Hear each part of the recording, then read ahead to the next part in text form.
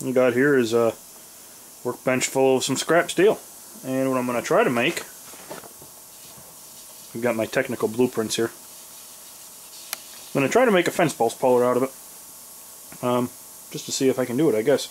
My dad's going to be pulling out some posts, and I figure, well, gives me something to do anyways. So let's see what we can come up with here. Well, here's my list of materials. I've got this 42-inch piece of round, or it will be 42 when I knock the end off of it, piece of 1.25" tubing or pipe. That's going to be my handle. I've got a 43 7/8 inch piece of just heavy gauge tubing, rectangular tubing. That's going to be my upright or my mast. This will make up, this is 3/16, which will make it just a little over 44 inches tall. This piece right here will be my base. And I've got some, I don't really know what this was off of, but I found it in my pile. I'm going to cut these off probably about 4.5 inches or so, if I'm figuring right, to make an attaching point for the handle. So weld on up here to the top of the base. So I've got my basic plan. I'm going to get this cut out and start from there. I've got the foot plate tack welded onto the upright part, and I've beveled the upright along here all the way around to hopefully get a little better weld. So I'm just going to go ahead and use my 110 or 120 MIGs. So.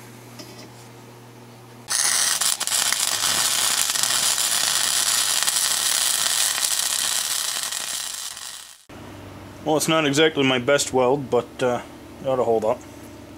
This whole, I'm not used to this whole one-handed thing quite yet.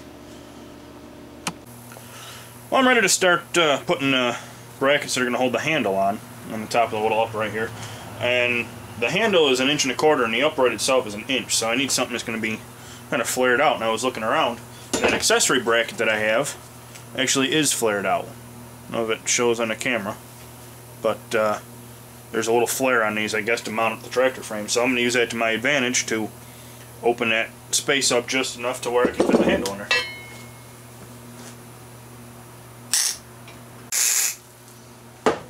Alright, I've got that side tacked on now, and I can check to see how the handle's going to fit in there.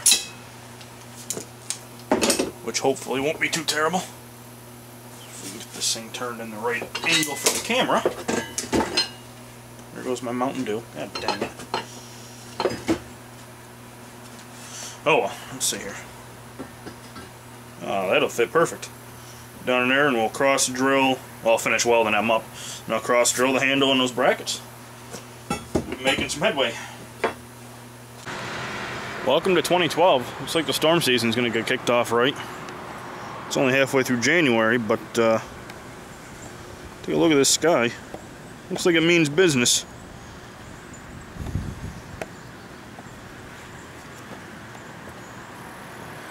Well, let's see what we got going on. There it is. I know there's a lot of junk in the background. It's hard to focus on what you're looking at here. Let's see if I can explain real quick.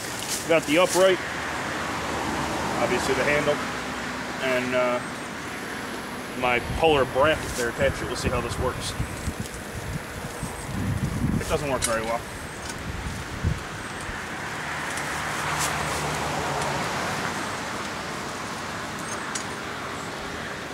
There we go. There's no telling how long this post has been in the ground.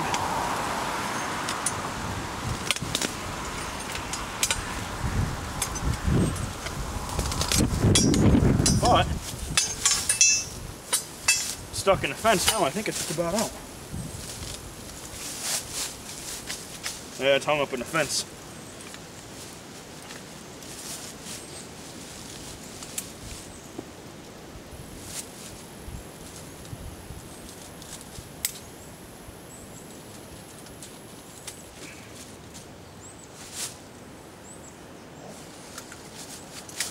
There. Not too shabby. It was in there pretty deep. And as you can tell, it's been in there for a long time. So, didn't bend it at all. I would call this one a success. Well, as you can see, I've got my expert engineers and quality control crew out here helping me. and we got about got this done. There goes a big truck. Of course, there's the finished product. It's kind of raggedy looking, but you know what? It works pretty well. And no, that's not MB Wire 31's truck. See what we got here. You can see pretty much how it works. This is just I think it's an old Murray clutch setup is what it used to be. I do love the repurposed old parts. I cut it down, notched the back of it to fit the back of the post, and just welded it to some 5/16 chain. And it works out pretty darn good. I do need to spray a little paint on it, but other than that, she's done. It got Bert's stamp of approval, so we're good to go. Alrighty guys, thanks for watching. I'm gonna head inside before I get blown away.